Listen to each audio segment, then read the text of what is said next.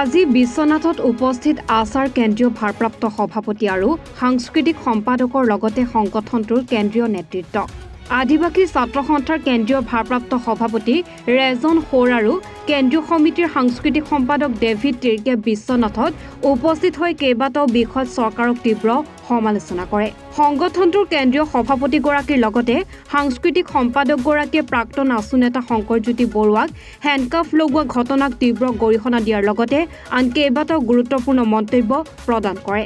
চাহ বাগিচাত থকা শ্ৰমিকৰ মাজত শোষণ নীতি বন্ধ কৰাৰ লগতে চাহ শ্ৰমিকৰ মজুৰি ৫৫১ টকা নিৰ্ধাৰণ কৰাৰ বাবে চৰকাৰক আহ্বান জনাই ভাৰপ্ৰাপ্ত সভাপতিগৰাকীয়ে। ইফালে আদিবাসী লোকৰ জনজাতিকৰণ প্ৰমাণপত্ৰ ২০২৫ৰ ভিতৰত দিয়াৰ ব্যৱস্থা নকৰিলে জুনৰ পৰা জংগী আন্দোলনৰ বাবে সাজু হ'বলৈ চৰকাৰক সকিয়নি প্ৰদান কৰে। লগতে ২০২৫ৰ ভিতৰত জনজাতিকৰণৰ প্ৰমাণপত্ৰ দিয়াৰ ব্যৱস্থা নকৰিলে ২০২৬ৰ বিধানসভা নিৰ্বাচনত বিজেপি চৰকাৰক বিদায় দিয়াৰ কথা উল্লেখ কৰে সাংস্কৃতিক সম্পাদক ডেভিড তিৰ্কিয়ে।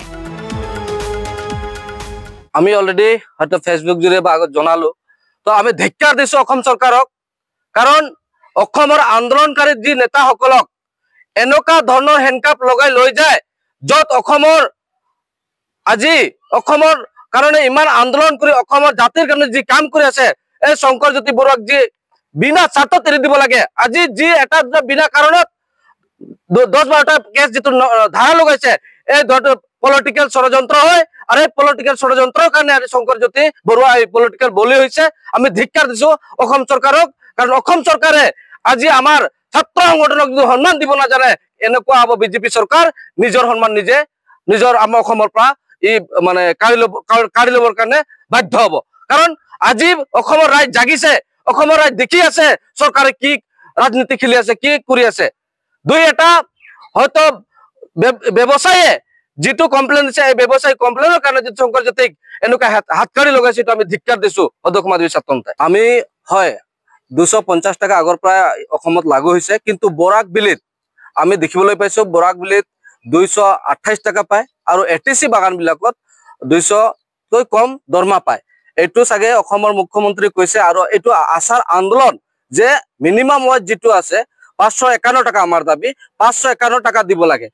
২৫০ টাকাত আমি সন্তুষ্ট নহয়, কিয় আজি যদি আমাৰ বাগানৰ মানুহ গাঁৱৰ মানুহ টাউনত যদি বিশ্বনাথ টাউনত যদি হাজিৰা কৰিব আহে ইহঁতে ৫০০ পৰা ৬০০ ৭০০ লৈকে ইয়া হাজিৰা পায়, কিন্তু আজি ২৫০ টকা বা ২২৮ টকাত আমাৰ ঘৰ নচলে। এইকাৰণে অসমৰ মুখ্যমন্ত্ৰীক আমি আহ্বান কৰিছো যে মিনিমাম ৱেজটো চাহ বাগানত লাগু কৰিব লাগে। কাষ্ট চাৰ্টিফিকেট লৈ আমাৰ কালচাৰ ছেক্ৰেটাৰী আছে, তাক মই ক'বলৈ অনুৰোধ। কাষ্ট চাৰ্টিফিকেট আমাৰ দীৰ্ঘদিনীয়া দাবী আছিলে আৰু আমি সকলোৱে জানো আমাৰ আদিবাসী জাতীয় নায়ক প্ৰদীপ নাথ ডাঙৰীয়াই বাৰম্বাৰ আন্দোলন কৰিছিলে, গোটেই অসমত আন্দোলন কৰিছে আৰু আমি দেখিবলৈ পাইছিলো মিডিয়াবিলাকত যে কাষ্ট চাৰ্টিফিকেট জ্বলাই পুৰি পেলাইছিলে। কাৰণ অসমত বসবাস কৰা আদিবাসীসকলক অসম চৰকাৰে গণ্যই কৰা নাই বৰ্তমানলৈকে বুলি আমি ক'ব পাৰো। কাৰণ অসমত বসবাস কৰা আমাৰ আদিবাসীসকলক বিভিন্ন নামেৰে নামাকৰণ কৰিছিলে, যেনেকে চাহ জনগোষ্ঠী হ'ব পাৰে নেকি? কিবা উৎপাদন কৰিছে বুলি আজি মই কচু খেতি কৰিছো বুলি কচু জনগোষ্ঠীটো হ'ব নোৱাৰে। আপোনালোকে আজি মিডিয়া যুগত আপোনালোকৰ প্ৰফেশ্যন লৈছে হয় বুলি আপোনালোকে মিডিয়া জনগোষ্ঠীটো হ'ব নোৱাৰে।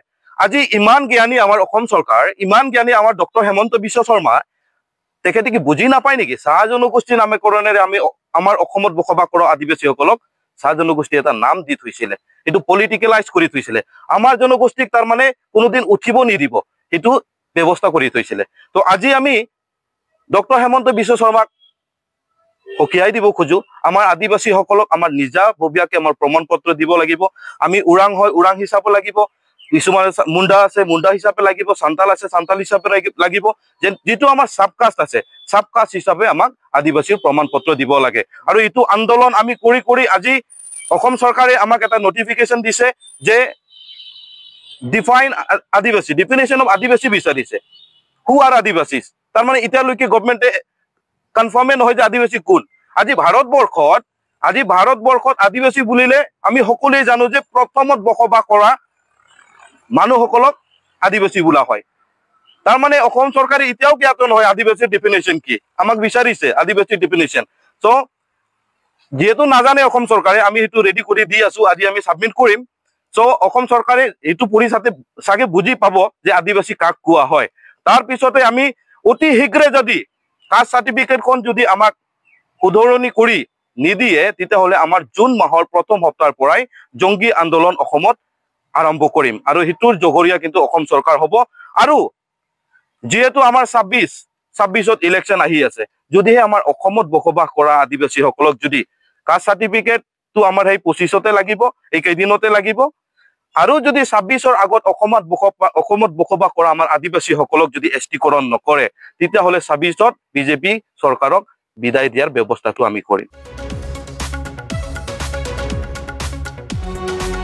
বিশ্বনাথৰ পৰা জাহাংগীৰ হুছেইনৰ ৰিপৰ্ট এনি ভাৰত 24